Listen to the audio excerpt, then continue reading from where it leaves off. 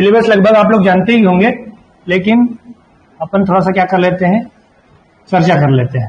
ठीक है, एबीओ का सिलेबस में 2 पार्ट है। पहले पार्ट में जो है फर्स्ट पेपर में जीएस का पेपर है, गणित रीजनिंग का पेपर है और अपना छत्तीसगढ़ का पेपर है। ठीक है, इस सभी वाले पार्ट से कितने क्वेश्चन आने हैं, 150 क्वेश्चन आने वाले हैं और 300 नंबर का क्वेश्चन होगा। दूसरे वाले पार्ट में जो शिक्षा छात्र शास्त्र वाला पार्ट है, शिक्षा वाला, उसके भी कितने क्वेश्चन आने वाले, सिर्फ शिक्षा वाला पार्ट है, इसमें 6 पार्ट में बटा हुआ है। ठीक है, 6 टॉपिक है। अपने को शिक्षा वाला पार्ट ही क्या करना है, पढ़ना है। ठीक है, शिक्षा वाला पार्ट पढ़ेंगे, इसमें भी 150 क्वेश्चन आने वाले हैं और ये भी 300 क्वेश्चन के रहेंगे और 75 नंबर आपका रहेगा क्या, इंटरव्यू का। ठीक है, ये 3 चीज अपन देख लेते हैं। और शिक्षा वाले पार्ट में मैं आपको बताऊं कि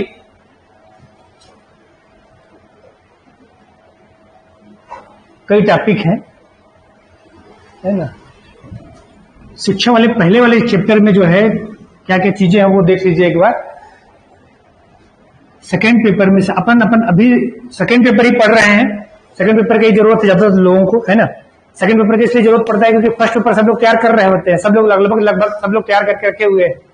और अपन ये स्ट्रेटेजी बनाकर चलेंगे कि जैसे जब भी वैकेंसी आएगी जुलाई के बाद आएगी, जुलाई से पहले कोई वैकेंसी नहीं आने वाली है। तो जुलाई के बाद अगर कोई वैकेंसी आती है तो हम शिक्षा वाले पार्ट को कम से कम पढ़कर कंप्लीट कर लेते हैं और अगर जरूरत पड़ता है तो अपन क्या कर लेंगे, फिर फर्स्ट पेपर को पढ़ेंगे।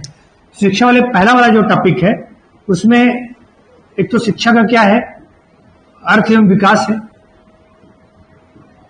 अर्थ है, विकास है, परिभाषा है, शिक्षा का संवैधानिक जो व्यवस्था दिया गया है वो है अपने पास। ठीक है, तो आज अपन क्या करेंगे, अर्थ वाला परिभाषा वाला पार्ट को क्या करेंगे, थोड़ा सा चर्चा कर लेते हैं। ठीक है, अर्थ धीरे धीरे पढ़ेंगे अपन, एक घंटे की क्लास में भी जो है ना अच्छे से पढ़ेंगे तो वो चीज क्या हो जाएगा, कवर हो जाएगा धीरे धीरे। ठीक है, सिलेबस भी मैं आपको भेज दूंगा, सिलेबस के अकॉर्डिंग ही पढ़ेंगे। सिलेबस असल में बिखरा हुआ है। ठीक है, सिलेबस इसका जो है क्या है, एक जगह एक किताबों में सिलेबस इसका नहीं मिल रहा है, तो बिखरा होने की वजह से क्या मिल रहा है, अपने को कलेक्शन करना पड़ेगा अलग अलग जगह से।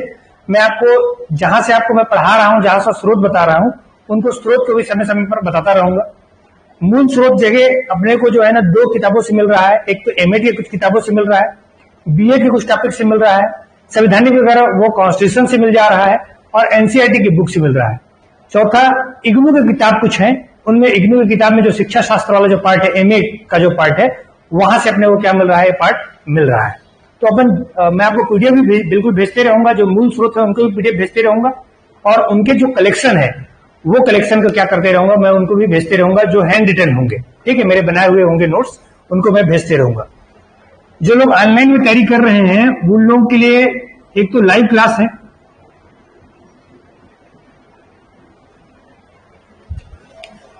आ जाइए आज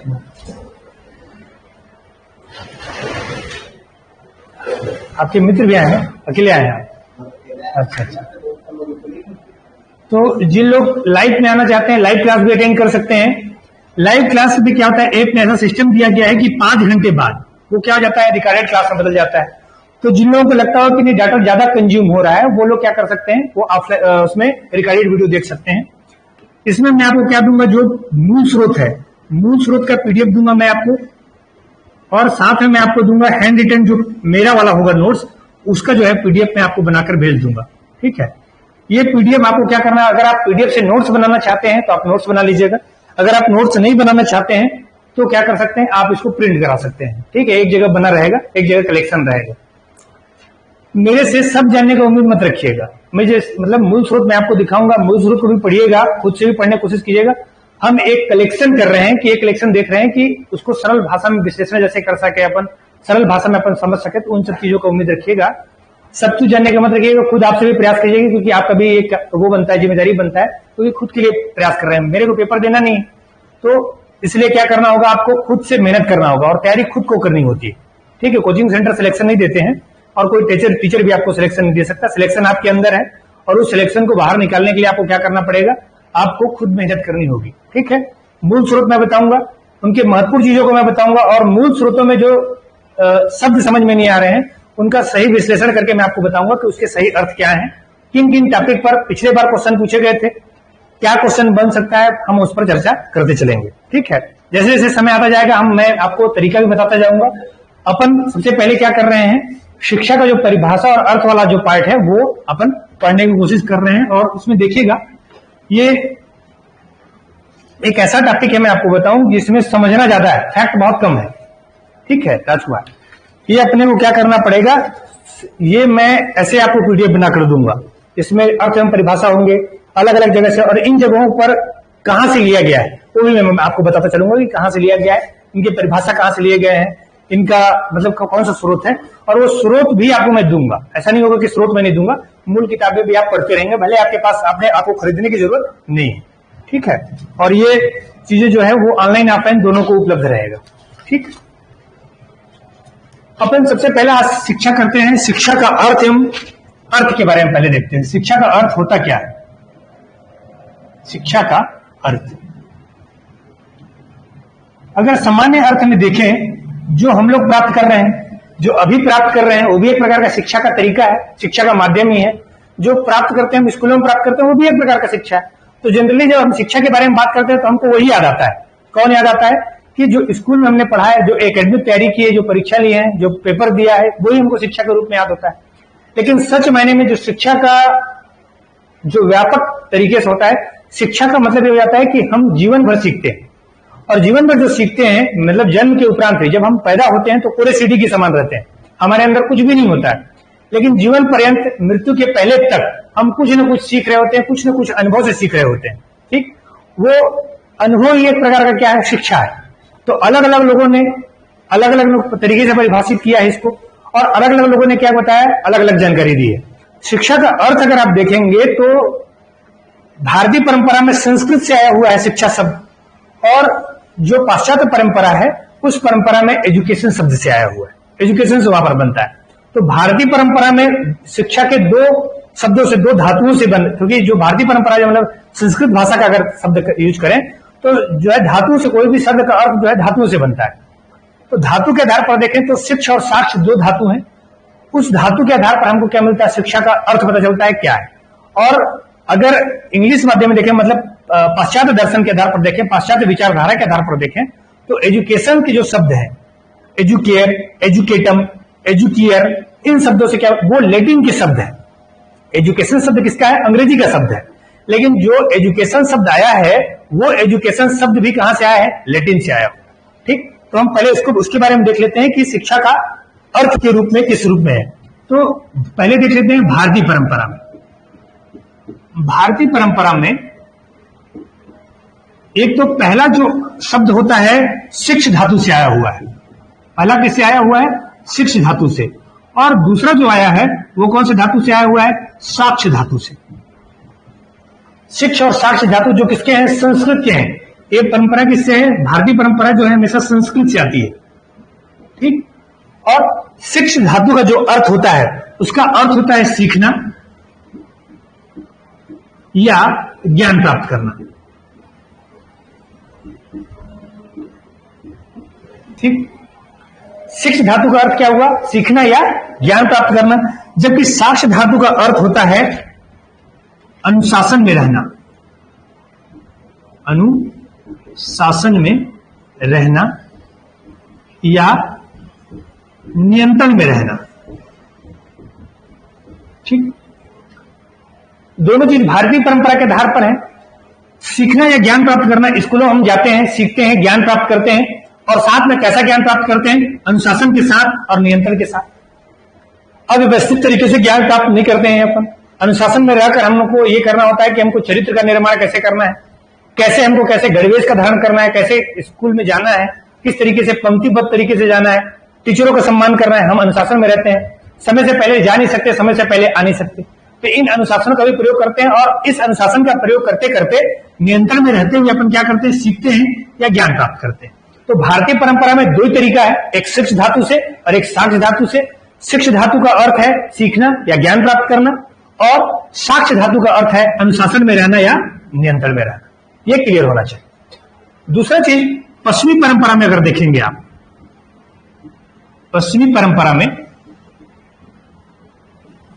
ये पश्चिम परंपरा में हमें क्या है, एजुकेशन शब्द से इसका अर्थ आता है, एजुकेशन से। पश्चिम परंपरा में शिक्षा शब्द नाम का कोई शब्द नहीं, वहां कौन सा शब्द है? एजुकेशन शब्द है। और एजुकेशन शब्द किसका शब्द है? अंग्रेजी का शब्द है। और अंग्रेजी का ये एजुकेशन शब्द जो है लैटिन के 4 शब्दों से आया हुआ है, क्योंकि ज्यादातर जो शब्द हैं अंग्रेजी के जो शब्द हैं वो किससे आते हैं? लैटिन से आते हैं। ज्यादातर शब्द किससे विकसित हुए हैं? लैटिन से आए हैं। भारतीय परंपरा में जितने भी शब्द विकसित हुए हैं वो संस्कृत से आए हुए हैं। अवभंश, पाली, अवहट, इनसे होते होते होते होते अपने हिंदी खड़ी बोली होते हुए कहां तक पहुंचे? हिंदी तक पहुंचे। जबकि पश्चिम परंपरा में कहां से आते हैं? लैटिन से आते हैं, और लैटिन से ज्यादातर शब्द वहीं से उठाए गए। ठीक, लैटिन में जो पहला शब्द है, पहला शब्द होता है एजुकेयर। स्पेलिंग बता देता हूं आपको मैं, ADUCARE, एजुकेयर। लैटिन का जो एजुकेयर शब्द है उसका अर्थ होता है संवर्धन करना या पालन पोषण करना। पालन पोषण करना। संवर्धन करने का मतलब क्या होता है? वृद्धि करना, ठीक, संरक्षित करना या संरक्षण के साथ साथ में उसका विकास करना।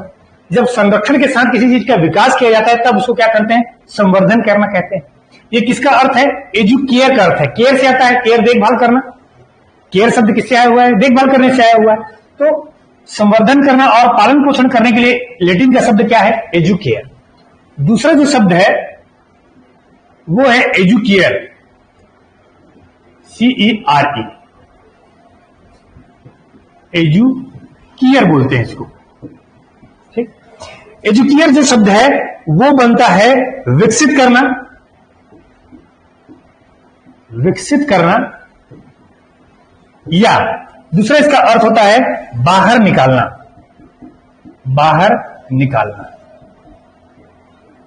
ठीक, एजुकेयर का मतलब क्या हो जाता है? उसका विकसित करना, विकास करना। किसका विकास करना?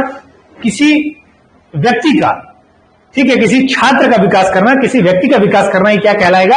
एजुकेयर कहलाएगा। तीसरा जो शब्द होता है, तीसरा जो लैटिन का शब्द है वो जो एजुकेट्स है, ADUCAUTS, एजुकेट्स। एजुकेट्स का अर्थ होता है पढ़ाना या प्रशिक्षित करना।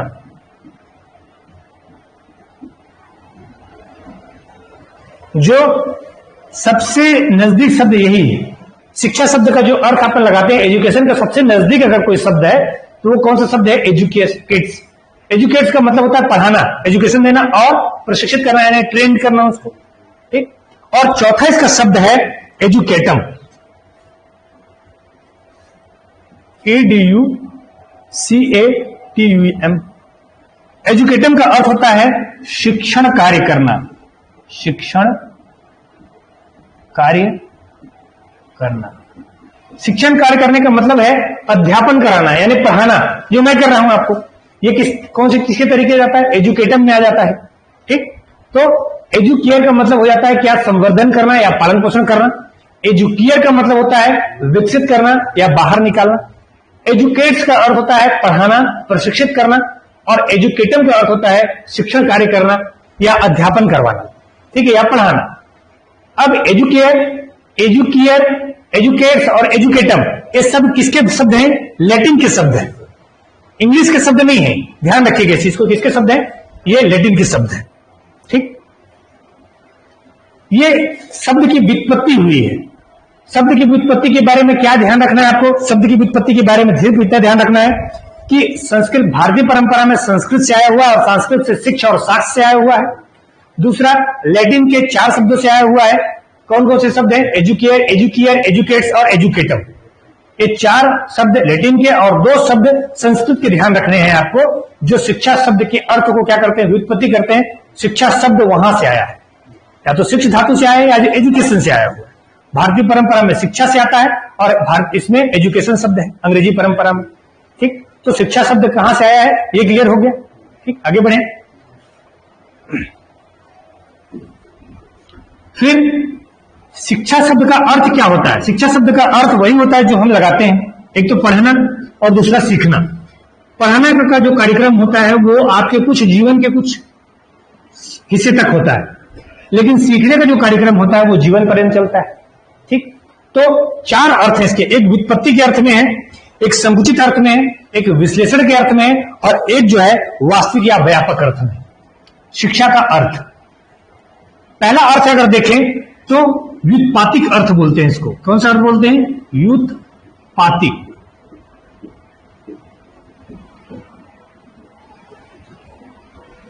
व्युत्पातिक अर्थ होता है व्युत्पन्न होना, मतलब कहता है कि मूल चीजों से, कोई मूल वस्तु से, कोई मूल धारणा से कोई ऐसा शब्द पैदा होना जो वर्तमान में प्रचलित है।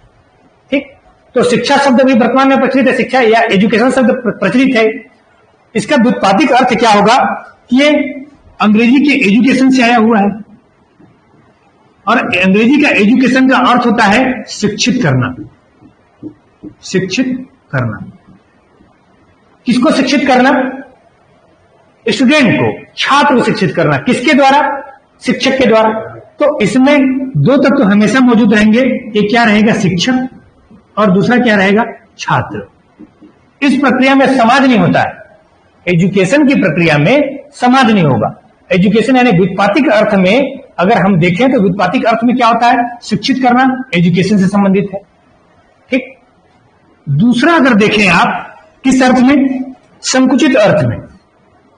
शिक्षा का अर्थ संकुचित अर्थ में।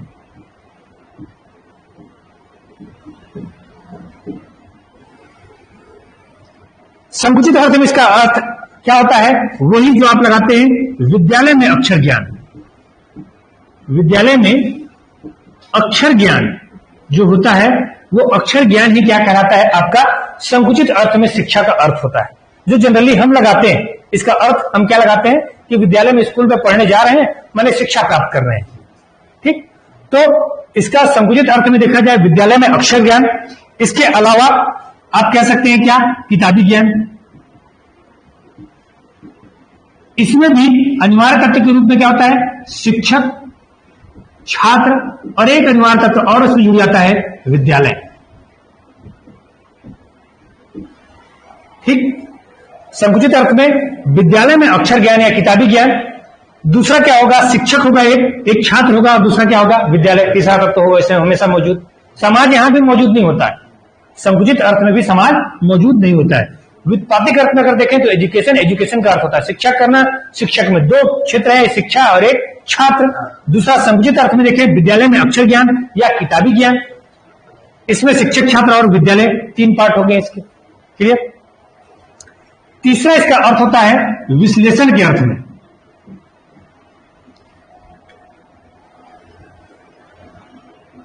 विश्लेषण के अर्थ में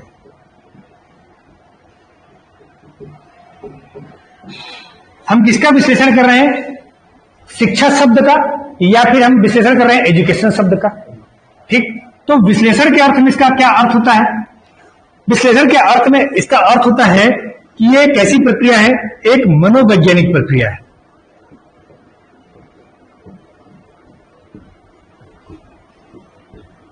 और कैसी चलने वाली है? सतत चलने वाली प्रक्रिया है।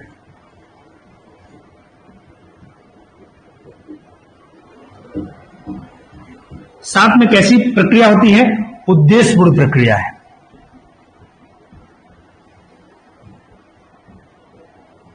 कहने का मतलब है मनोवैज्ञानिक प्रक्रिया, कहने का मतलब है कि ये कैसे संचालित होती है? मानसिक आधार पर संचालित होती है, शारीरिक आधार पर नहीं, याद करने से नहीं। अब याद भी करते हैं तो किस आधार पर करते हैं? मन के आधार पर करते हैं, मानसिक आधार पर करते हैं। किन्हीं भी तत्वों को अगर याद भी कर लेंगे आप, किताबी ज्ञान भी प्राप्त करेंगे, तो समझने, कौशल विकसित करने और मानसिक आधार पर जानने की प्रक्रिया हो। इसकी प्रक्रिया विश्लेषण के अर्थ में अगर देखा जाए तो कैसा अर्थ है? मनोवैज्ञानिक प्रक्रिया। शिक्षा प्राप्त करना एक ऐसी स्थिति है, मानसिक अवस्था स्थिति है। कोई जो शिक्षा प्राप्त व्यक्ति होगा वो मानसिक आधार पर क्या हो जाएगा? उच्च हो जाएगा स्वतः ही। ठीक, दूसरी सतत चलने वाली प्रक्रिया का मतलब होता है जीवन भर चलने वाली प्रक्रिया, लगातार चलने वाली प्रक्रिया, जो कभी समाप्त ही नहीं होती है, वो सतत चलते रहती है। और तीसरा आप याद रखना है, उद्देश्यपूर्ण प्रक्रिया है। शिक्षा का कोई ना कोई उद्देश्य जरूर होगा, बिना उद्देश्य के कोई भी शिक्षा चल नहीं सकती है। तो शिक्षा के लिए क्या जरूरी है? उद्देश्य का होना जरूरी है। जिस भी उद्देश्य, जैसे अभी आप एबीयू की तैयारी कर रहे हैं, वो भी एक प्रकार का उद्देश्य है, शिक्षा प्राप्त कर रहे हैं। स्कूलों में जाते हैं, वो भी अपना तरीका होता है, कोई ना कोई कारण से आप क्या करते हैं, शिक्षा प्राप्त करने के लिए जाते हैं। ठीक। फिर शिष्टता का वास्तविक अर्थ, कैसा अर्थ? वास्तविक या व्यापक अर्थ। ठीक। शिक्षा कैसा अर्थ? व्यापक अर्थ में अगर देखा जाए शिक्षा कैसा है, शिक्षा का मतलब क्या होता है या एजुकेशन का जो क्या मतलब होता है, व्यापक अर्थ में अगर देखा जाए तो ये जो है मस्तिष्क निर्माण की प्रक्रिया है।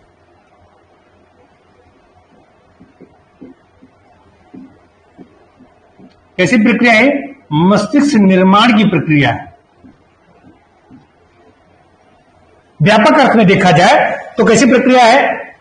मस्तिष्क निर्माण की प्रक्रिया। इसका मतलब समझते हैं?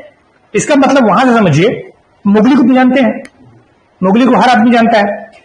मुगली एक इंसानी बच्चा था, लेकिन उसकी परवरिश कहां हुई? जंगल में हुई। तो वो कैसा व्यवहार करने लगा? भेड़ियों की तरह व्यवहार करने लगा, जानवरों की तरह व्यवहार करने लगा। अगर मान लीजिए मुगली घर में अपने माता पिता के पास रहता तो कैसा प्रशिक्षण उसको मिलता? समाज जैसा प्रशिक्षण मिलता, सामाजिक प्रशिक्षण उसको प्राप्त होता। तो कैसी प्रक्रिया हो गई? मस्तिष्क निर्माण की प्रक्रिया हो गई।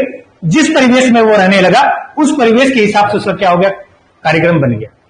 आप एक चीज और ध्यान दे सकते हैं, मस्तिष्क निर्माण की प्रक्रिया कैसा है?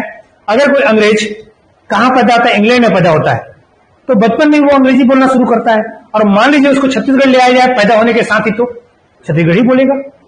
जैसा परिवेश है वैसे उसके मस्तिष्क क्या हो जाएगा? निर्माण हो जाएगा। तो शिक्षा कैसी प्रक्रिया? शिक्षा ही तो प्राप्त किया है उसने क्या प्राप्त किया है? शिक्षा ही तो प्राप्त किया है, एजुकेशन ही तो प्राप्त किया है ना। तो एजुकेशन प्राप्त करने से कैसा हो जाता है? उसके मस्तिष्क का निर्माण हो जाता है। ये कौन तय करेगा? पर्यावरण, समाज। ठीक। उसके आसपास का जो पर्यावरण होगा वो तय करेगा। फिर ये जो है वास्तविक अर्थ में आप देखें तो मानव की क्षमता का निर्माण एवं शक्ति निर्माण होता है। शक्ति निर्माण से कहना है मनोवैज्ञानिक शक्ति के बारे में, डेयर। ठीक है। वो कैसी शक्ति है? डेयर वाली शक्ति है, न कि कैसी वाली शक्ति? शारीरिक शक्ति के बारे में बात नहीं कर रहे। और मानव की क्षमता का विकास हो जाता है। जैसे जो आदमी कम पढ़ा लिखा होगा उसकी उत्पादकता कैसी होगी? कम होगी। लेकिन अगर कोई पढ़ा लिखा व्यक्ति है, होशियार व्यक्ति है, जो विकसित मानसिक क्षमता का व्यक्ति है, वो बैठकर काम कराता है और 4 लोगों को काम करा लेता है। तो कैसे आधार पर काम कराता है? वो मानसिक क्षमता के आधार पर काम कराता है। उसकी क्षमता अपने आप बढ़ जाती है, उसकी उत्पादक शक्ति बढ़ जाती है, उसके कार्य करने का जो तरीका होता है, कौशल होता है, प्रशिक्षण वहां से प्राप्त हो जाता है। ये कहां से आया? शिक्षा से तो प्राप्त होता है। अनुभव जो इसने जो प्राप्त किया है वो कहां से आया? शिक्षा से प्राप्त किया है। ठीक। और दूसरा क्या होता है? एक क्षमता निर्माण हो जाता है और एक मानसिक डेयर जिसको बोलते हैं, हिम्मत पैदा हो जाती है, आत्मविश्वास पैदा हो जाता है। वो कहां से आता है? शिक्षा से। ठीक। इसमें एक तो मानसिक जो मनोवैज्ञानिक प्रक्रिया वो तो है ही है, साथ में एक बात बोलता है स्व का विकास।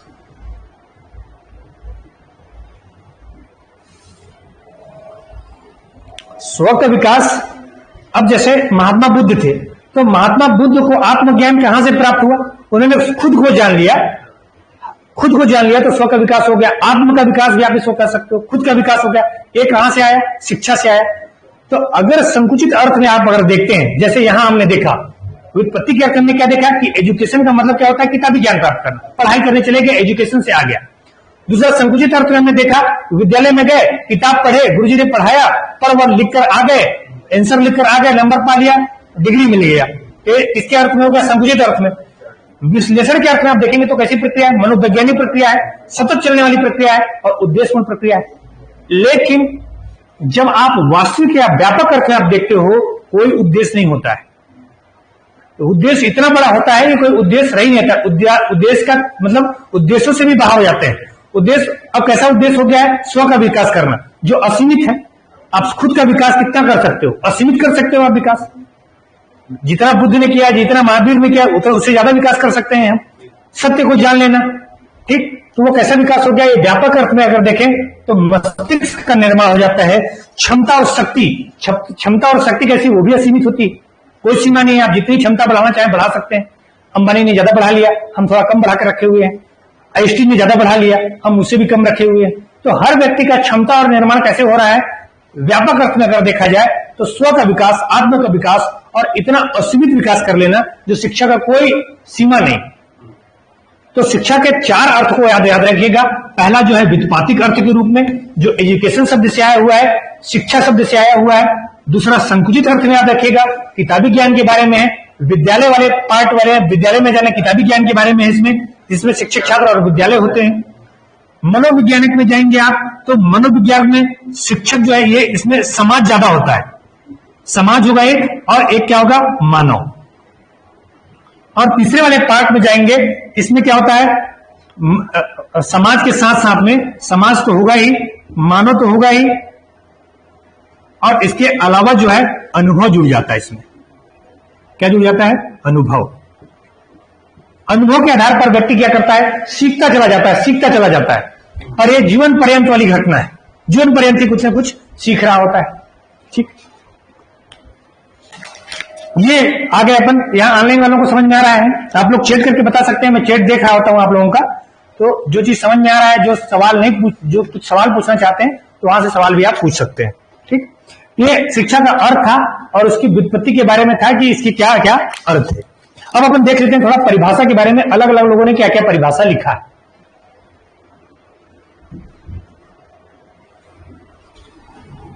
चिंता मत कीजिएगा, मिटा रहा हूं।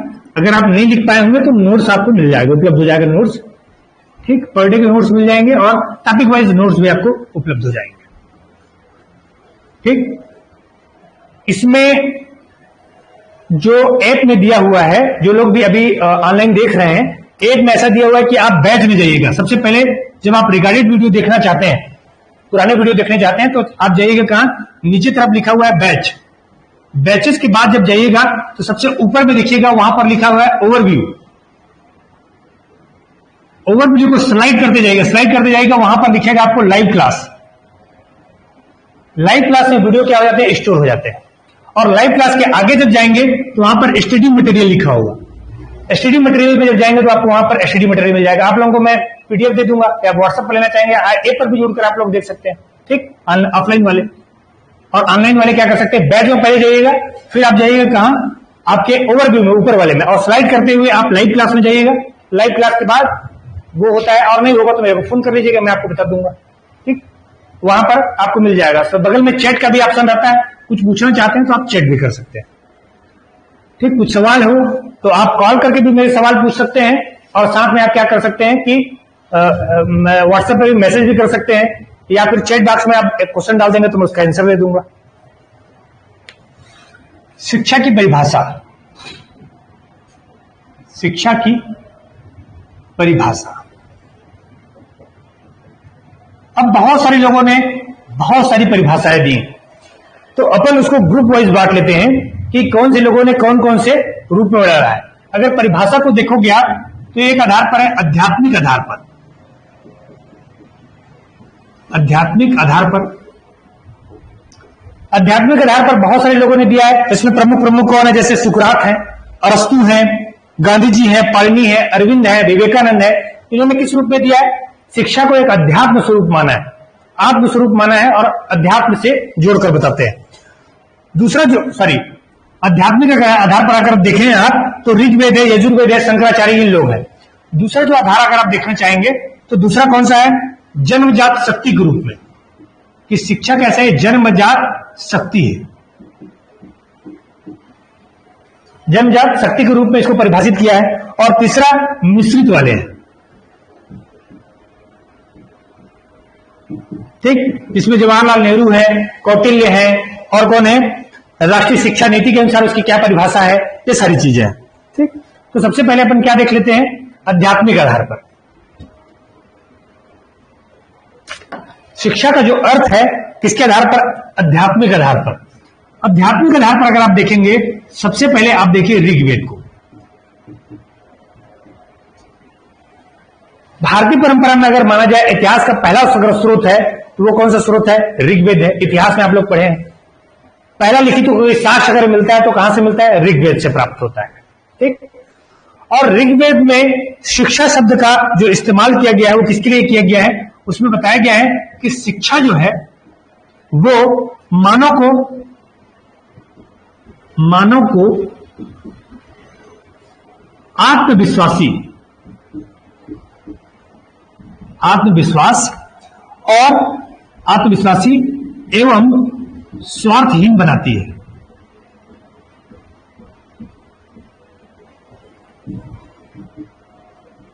ऋग्वेद क्या कहता है कि जो शिक्षा है, जो ज्ञान है, वो मानव को क्या बनाती है? आत्मविश्वासी बनाती है। और दूसरा क्या बनाती है? स्वार्थहीन बनाती है। ये कौन कहता है? ऋग्वेद कहता है। ऋग्वेद के हिसाब से दो बातें उसका कहता है कि एक तो शिक्षा प्राप्त कर लेने के बाद आपके अंदर क्या जाएगा?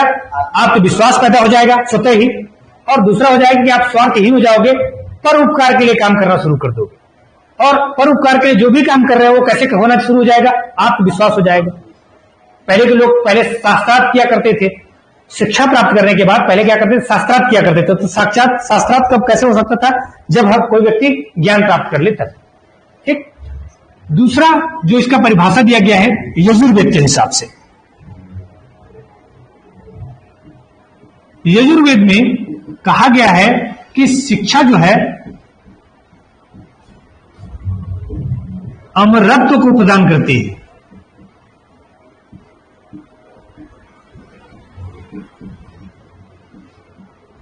ठीक। शिक्षा कैसी करती है? अमृत को प्रदान बनती है। क्योंकि यजुर्वेद का जो निर्माण हुआ है वो ऋग्वेद के बाद हुआ है, तो ऋग्वेद में जितने भी श्लोक लिखे गए, जितने भी रचनाएं लिखी गई, वो कोई शिक्षा प्राप्त व्यक्ति ही तो लिखा होगा। और वो खासकर कहा जाता है अगस्त ऋषि को, अंगिरा ऋषि, अगस्त ऋषि का नाम मिलता है, या फिर कुछ अपाला, घोषा, कुछ महिलाओं का नाम मिलता है। यजुर्वेद कहता है कि शिक्षा अमृत को प्रदान करता है। अमृत का प्रदान करने का मतलब ये नहीं है कि व्यक्ति का शरीर अमर रहेगा। शिक्षा के माध्यम से आप देखते हैं कि जो हमारे गुरुजन है या जो हमारे पहले सीनियर रहे हैं वो संसार में नहीं है, इसके बावजूद भी शिक्षा की वजह से हम उनको याद करते हैं। आज अगर विवेकानंद को हम याद करते हैं तो किसकी वजह से याद करते हैं? शिक्षा की वजह से, ज्ञान की वजह से। उनके अगर उनको ज्ञान प्राप्त नहीं होता, बुद्ध को अगर याद करते हैं तो शिक्षा, तो बुद्ध इस संसार में आज अमर है कि नहीं? विवेकानंद आज अमर है कि नहीं? वो किसकी वजह से प्राप्त हो पाया? शिक्षा की वजह से प्राप्त हो पाया।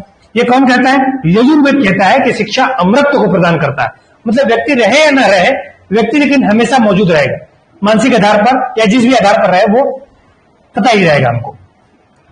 तीसरा जो इसका परिभाषा है शंकराचार्य के अनुसार से, शंकराचार्य, शंकराचार्य कौन है? वही है जो हिंदू धर्म के संस्थापक माना जाता है शंकराचार्य को। और शंकर क्या किया? 4 पीठ स्थापित किए थे, वो हम लोग इतिहास में पढ़े हैं। ठीक है।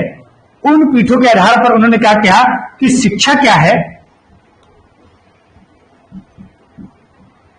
शिक्षा जो है वो व्यक्ति को क्या करती है?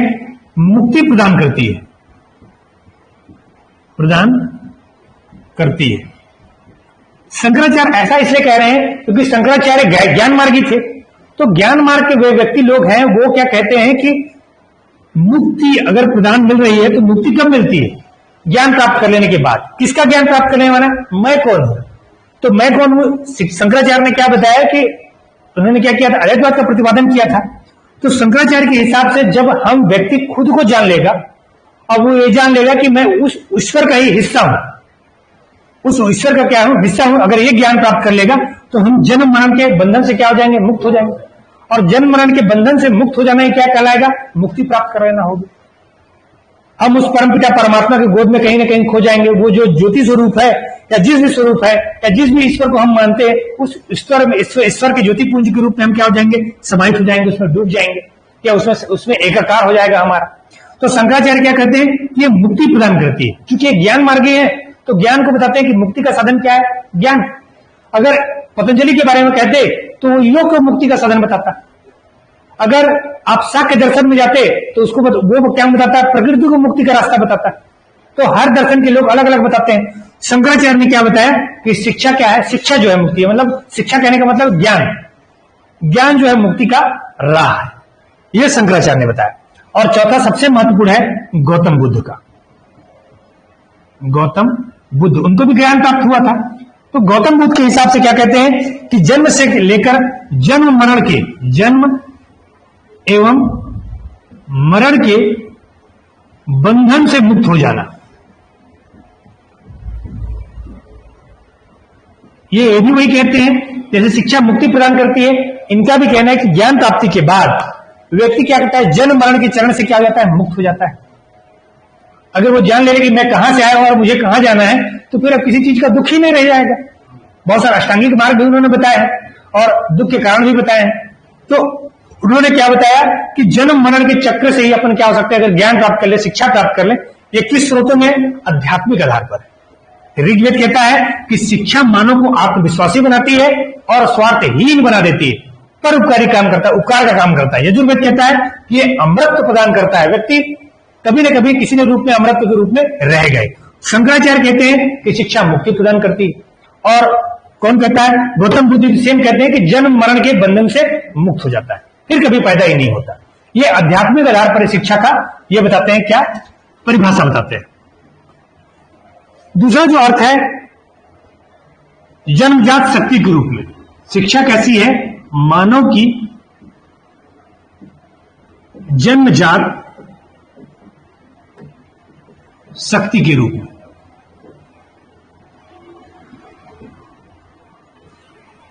अब शिक्षा व्यक्ति की मानव की जन्मजात शक्ति तो है ही है। अगर व्यक्ति शिक्षा प्राप्त कर ले तो ज्यादा बुद्धिमान, शिक्षा प्राप्त ना करे तो कम बुद्धिमान, स्वतः ही पता चल जाता है हमको। तो जन्मजात की बात, व्यक्ति के बारे में क्या क्या बताते हैं। इन लोगों का मानना है, जो जन्मजात प्रवृत्ति के लोगों का मानना है, इनका सबसे पहले मानना है कि जब व्यक्ति पैदा होता है, मतलब जब बालक पैदा होता है, बालक जब पैदा होता है तो कैसा होता है, अबोध होता है, असहाय होता है, ठीक। लेकिन शिक्षा करने के बाद ये अबोधपन और असहायता वालापन क्या हो जाता है, खुद की सहायता कर लेता है। अगर उसे ज्ञान प्राप्त नहीं है तो वो असहाय है, लेकिन ज्ञान प्राप्त हो गया तो सब दूसरों की भी मदद कर पाएगा, वो अपनी तो मदद कर ही लेगा, दूसरों की मदद कर। और साथ में जब तक बालक शिक्षा प्राप्त नहीं करता है तब तक वो अबोध है, क्योंकि जब तक ज्ञान नहीं तभी तो बालक है वो। अबोध हम किसी को जिसका हमें बोध ना हो। और जब व्यक्ति को, जैसे बच्चा जब किसी चीज को, जैसे दिया जल रहा होता है, तब जब दिया जल रहा होता है तो बच्चा ये नहीं जान पाता कि ये जलने वाला है। एक बार दिए को छू लेगा, जल जाएगा, ज्ञान हो गया, बोध शक्ति आ गई उसके अंदर। लेकिन ये कब होता है, जब वो शिक्षित होता है, जब वो जानता है, माता पिता बताते हैं कि बेटा ये करना है, ये नहीं करना है, तब भी वो कर रहा होता है। और कुछ चीजें अनुभव से सीखता है, कुछ बताने के बाद सीखता है, ठीक। बाद में इस बात का भी बोध आ जाता है उसको कि ये लोग, जो लोग बता रहे हैं, मेरे जो सीनियर बता रहे हैं, जो मेरे माता पिता बता रहे हैं, वो सही बताते हैं, फिर मानना शुरू कर देता, ठीक। तो ये अबोध, इन लोगों का क्या मानना है कि बालक जब पैदा होता है तो उनमें बोध शक्ति का अभाव होता है और वो कैसे होते हैं, असहाय होते हैं। शिक्षा प्राप्ति के बाद उनके पास बोध आता है और बोध आ जाने के बाद फिर वो शिक्षित हो जाते हैं। इनमें क्या क्या, कौन कौन सी परिभाषा है। सबसे पहला परिभाषा है सुकरात का। सुकरात बहुत बड़े दार्शनिक थे, ग्रीक के दार्शनिक माने जाते थे। उन्होंने बताया कि शिक्षा का जो अर्थ है वो है प्रत्येक मानव में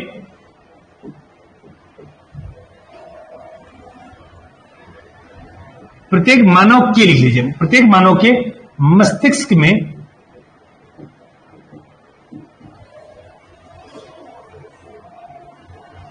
संसार के अदृश्य रहस्यों को प्रकाश में लाना। समझ लीजिए इसको। जब मानव पैदा होता है तो संसार के रहस्य से पता ही नहीं होते हैं, उसे जानकारी ही नहीं होती है। ये क्या होता है, गाड़ी क्या होता है, मोबाइल फोन क्या होता है, कंप्यूटर क्या होता है, बच्चा पहले नहीं पता होता है। लेकिन धीरे धीरे जब शिक्षा प्राप्त करता है तो संसार के जो अदृश्य रहस्य, जिसके बारे में वो जान नहीं रहा होता है, उन चीजों को क्या करता है, जानना करता है, जिसमें भावनाओं भी शामिल है। दो चीजें इसमें शामिल होती हैं, एक दृश्य वस्तुएं, एक अदृश्य वस्तुएं। दृश्य वस्तुओं में वस्तु का जो फीचर होता है वो हम देखकर समझ पाते हैं कि ये वस्तु है, घर है, मकान है, सड़क है, पेड़ है, पौधे हैं, पर्यावरण है, चिड़िया है। लेकिन कुछ अदृश्य वस्तुएं भी होती है, जैसे कैसे होती है, भावनाएं, क्रोध। बच्चा जो होता है वो तो अबोध होता है ना, उसको पता ही नहीं होता। गुस्सा दिखाता है वो, प्रेम दिखाता है वो, घृणा दिखाता है वो, ईर्ष्या दिखाता है वो, धीरे धीरे सीखता है वो।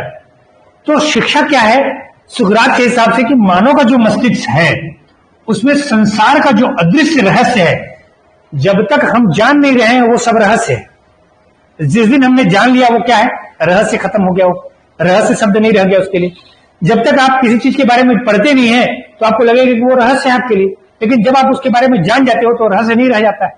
तो उन्हीं रहस्यों को जो प्रकाश में लाए, यानी बाहर निकाल दे या दृष्टि मतलब दृष्टि में ले आए, आप देख सके, जिसे आप जिसे महसूस करें, वही चीज क्या है? शिक्षा है। ये कौन कहता है? सुकरात कहते हैं कि संसार का जो रहस्य है, रहस्य को प्रकाश में ला देना ही क्या है? शिक्षा है।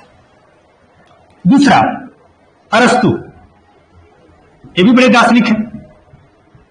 अरस्तु क्या कहते हैं कि स्वस्थ शरीर में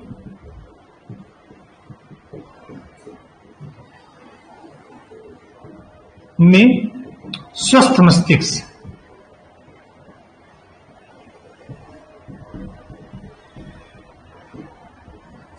अरस्तु रहस्य वगैरह के बारे में बात नहीं करते हैं।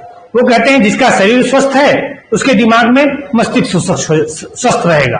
वो कैसे प्राप्त होगा? शिक्षा से। शिक्षित व्यक्ति हो जाएगा, अपने शरीर को भी स्वस्थ रखेगा, मस्तिष्क को भी स्वस्थ रखेगा। ठीक, सरल है इनका। तीसरा महत्वपूर्ण है गांधी जी के बारे में। गांधी जी कहते हैं कि मानव के शरीर में, मानव के शरीर में मन, और दूसरा कहते हैं आत्मा, मन और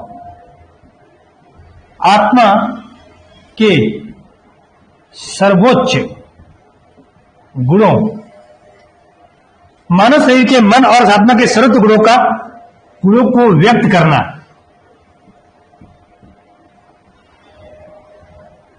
ये क्या है? शिक्षा है।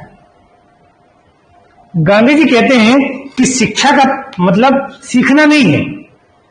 जैसे बाकी लोग बोलते हैं कि शिक्षा का मतलब होता है इनपुट, अंदर डाल लेना, लेकिन गांधी जी थोड़ा उल्टा कहते हैं। गांधी जी कहते हैं कि शिक्षा तभी मानी जाएगी जब व्यक्ति सीख कर उसका उपयोग करना सीख ले और आउटपुट देना शुरू करे। वो कैसे पता चलेगा? जुबान से पता चलेगा, बोलकर बताएगा, अपने व्यवहार से करेगा। भाई एक व्यक्ति एक मूक जानवर को मार रहा है, आप क्या मानेंगे? शिक्षित है, अशिक्षित है? हम यही मानेंगे कि मूक जानवर को मारना अशिक्षा है। तो गांधी जी वही कहते हैं कि शिक्षा का मतलब ये नहीं कि आपने किताबी ज्ञान प्राप्त कर लिया, स्व का विकास कर लिया, आत्म का विकास कर लिया, बहुत ज्ञानी अर्जित कर। गांधी जी का कहना है कि शरीर में जो है मन रहता है और जो आत्मा है उसके सर्वोच्च गुणों को व्यक्त करना। जैसे ही वो व्यक्त करेगा हम जान जाएंगे कि वो व्यक्ति शिक्षित है, अशिक्षित है। एक व्यक्ति सड़क में जा रहा है, गाली बकबकाते जा रहा है, हम तुरंत जान जाएंगे कि वो व्यक्ति शिक्षित है, अशिक्षित, क्योंकि वो अपने क्या कर रहा है? अपने आत्म गुणों का या अपने मन के गुणों को व्यक्त कर रहा है। जैसा वो अंदर है वैसा वो क्या करता है? व्यक्त करता है। हम जान जाएंगे कि व्यक्ति शिक्षित है, अशिक्षित। तो गांधी जी का मानना है कि शिक्षा व्यक्त गुणों का जो जैसा ही आचरण अपन व्यक्त करते हैं वो व्यक्त करना ही हमारा क्या है? मूल शिक्षा है। क्लियर है? अरविंद,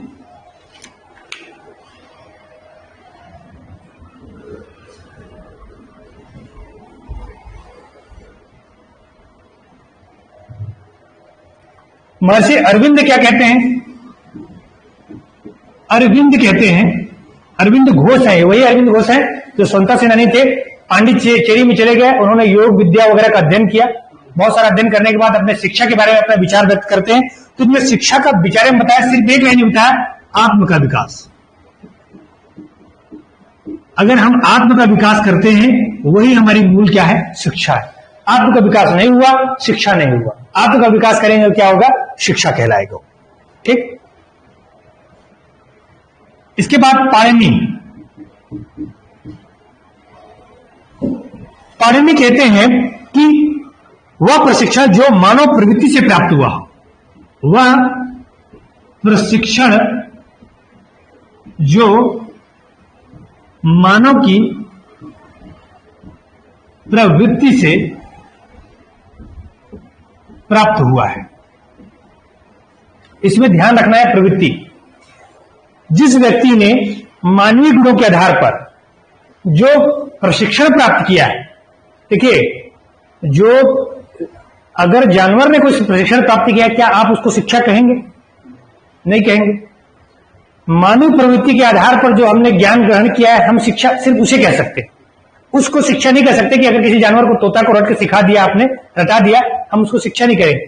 तो जो मानवीय प्रवृत्ति की, मानव की प्रवृत्ति के आधार पर जो प्रशिक्षण प्राप्त होगा, हम उसी शिक्षा करेंगे। किसके हिसाब से? पाणिनि के अध्याय, व्याकरण 4 थे बहुत बड़े, ठीक। और इसके बाद अंतिम है विवेकानंद के रूप में। विवेकानंद कहते हैं कि शिक्षा मनुष्य के अंदर, शिक्षा जो है वो मनुष्य के अंदर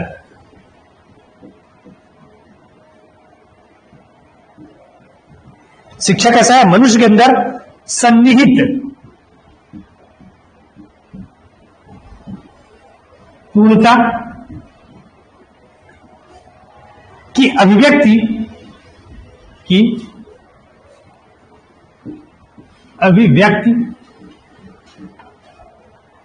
या प्रत्यक्षीकरण है।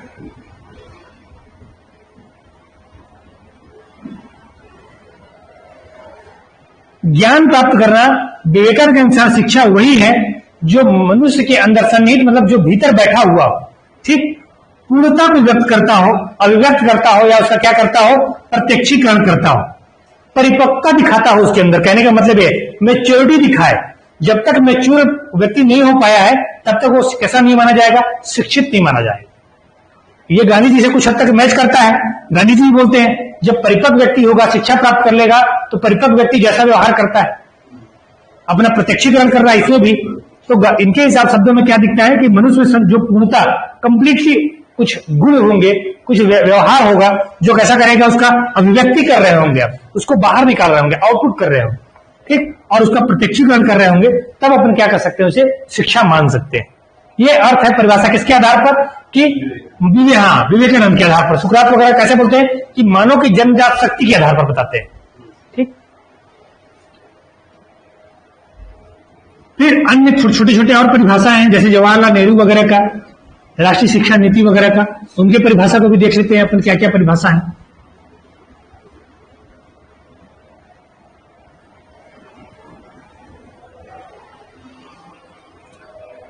जवाहरलाल कहते हैं,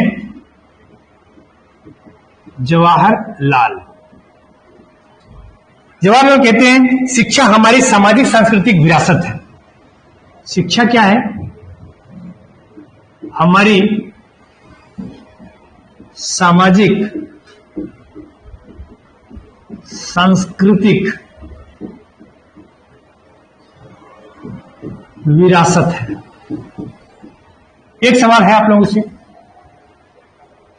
कोई व्यक्ति अमेरिका का है और अमेरिका की वजह से ग्रेजुएट किया है, कंप्लीट पढ़ लिया है, और वे एक व्यक्ति कैसा है, कांगो या पिछड़े हुए क्षेत्र जैसे दक्षिण अफ्रीका या कुछ ऐसे वर्ग का, दोनों ने बराबर डिग्री ली हुई है, दोनों एक साथ बैठा दिया गया, दोनों को आप उनके व्यवहार के आधार पर आप तय कर दोगे, उनकी संस्कृति के आधार पर, उनकी सामाजिक स्थिति के आधार पर आप तय कर दोगे कि ये व्यक्ति शिक्षित है और ये व्यक्ति शिक्षित नहीं, क्योंकि उनकी जो सामाजिक स्थिति है उसके आधार पर उनको शिक्षा प्राप्त होता है।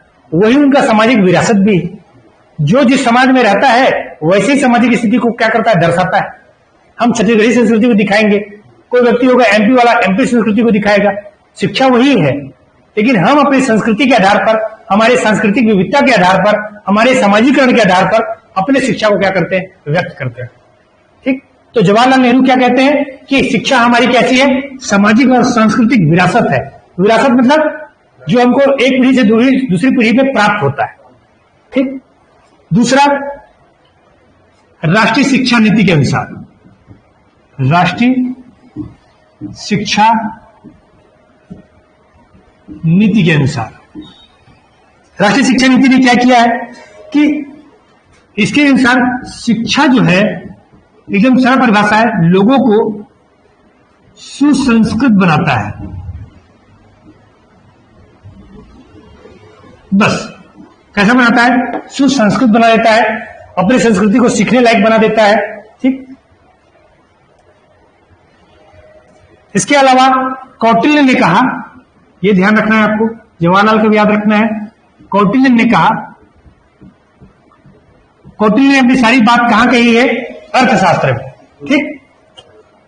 कौटिल्य कहते हैं कि मानवीय शिक्षा से अर्थ, मानवीय शिक्षा से अर्थ, मानवीय शिक्षा का अर्थ क्या है? बहु प्रशिक्षण। यह ध्यान रखना है, बहु प्रशिक्षण। और देश और समाज के प्रति निष्ठा, देश एवं समाज के प्रति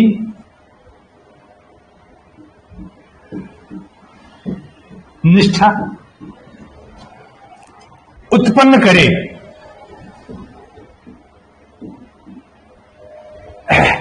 कौटिल्य ने वैसे भी किसके बारे में लिखा? अर्थशास्त्र में राजनीति के बारे में लिखा है। राजनीति मतलब देश वगैरह समाज के बारे में ज्यादा कुछ लिखा है।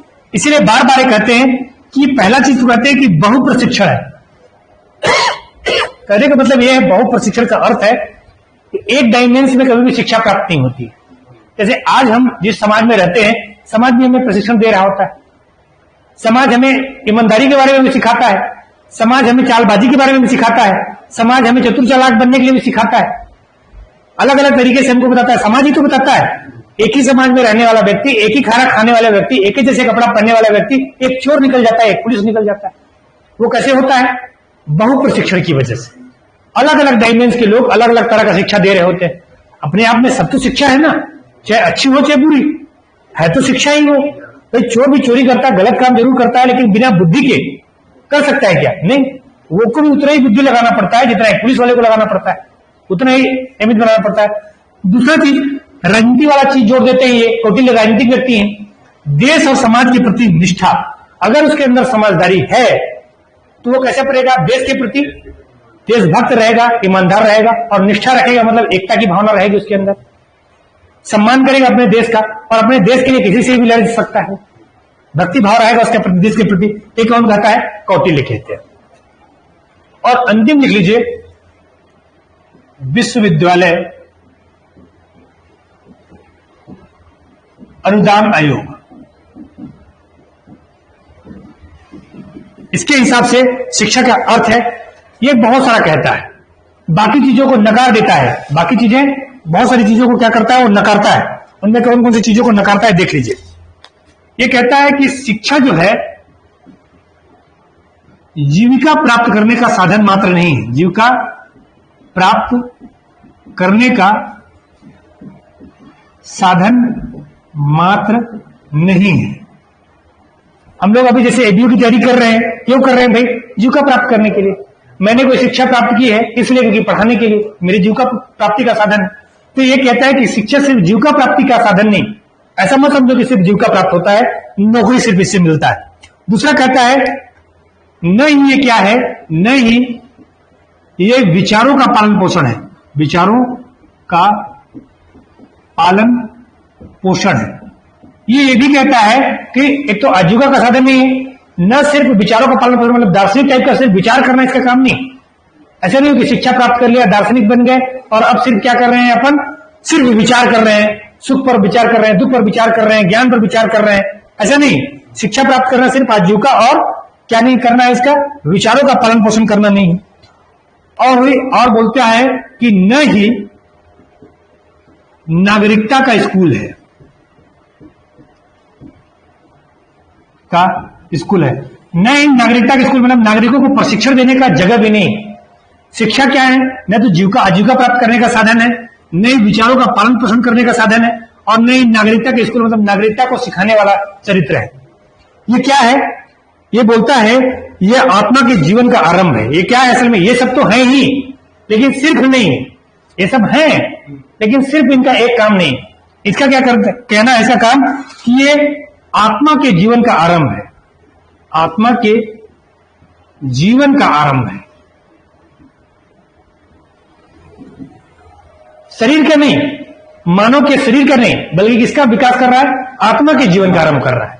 मानव शरीर, बालक के बारे में बात नहीं कर रहा है कि सिर्फ बालक पैदा हो गया, शिक्षा प्राप्त कर लिया। वो कह रहा है कि व्यक्ति अपने आत्मा का विकास कर लेता है। ठीक।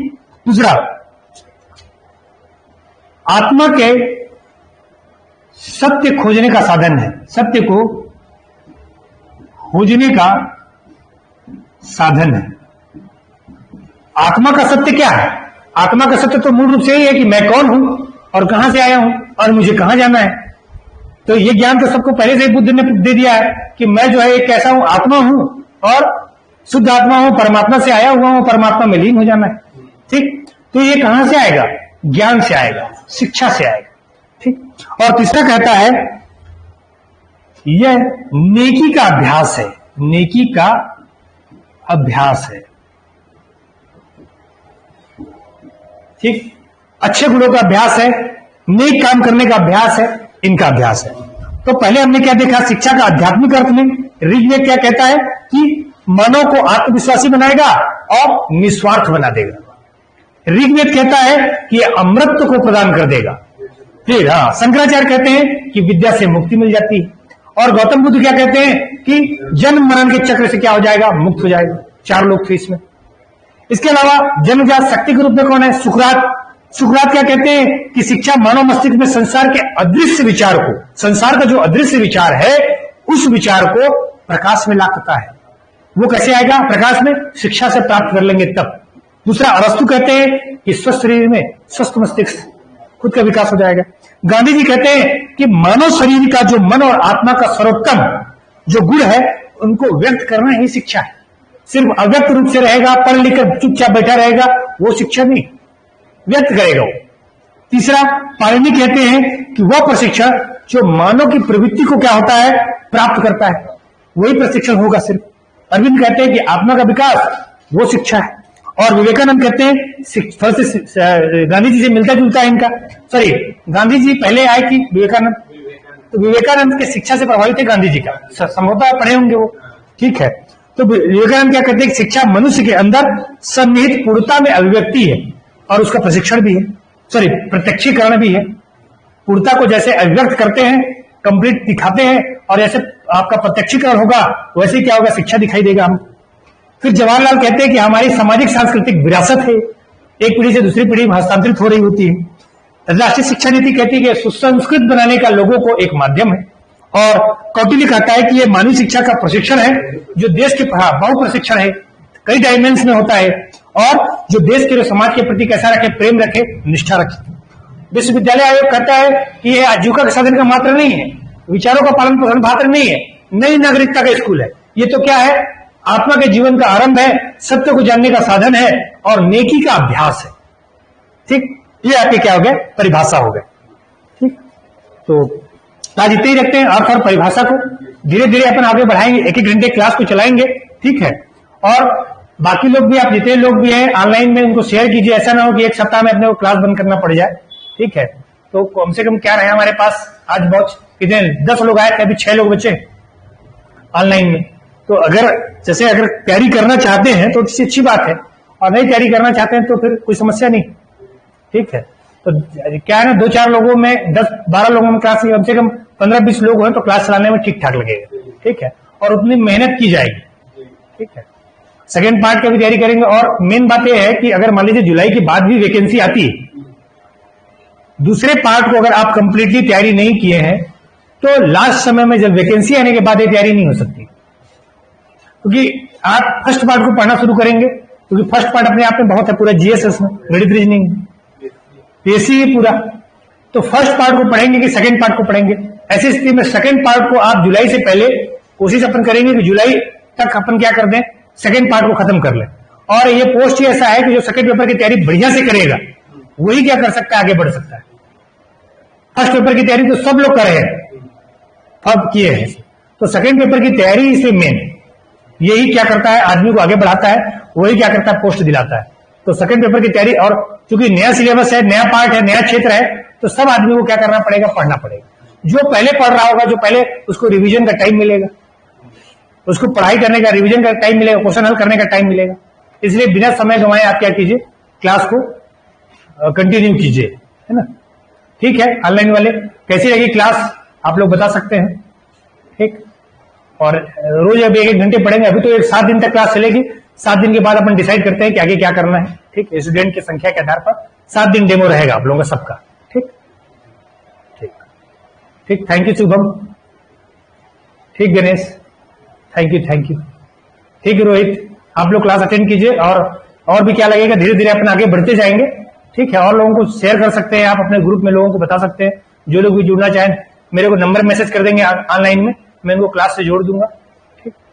ठीक है, आज के लिए इतना ही। Thank you.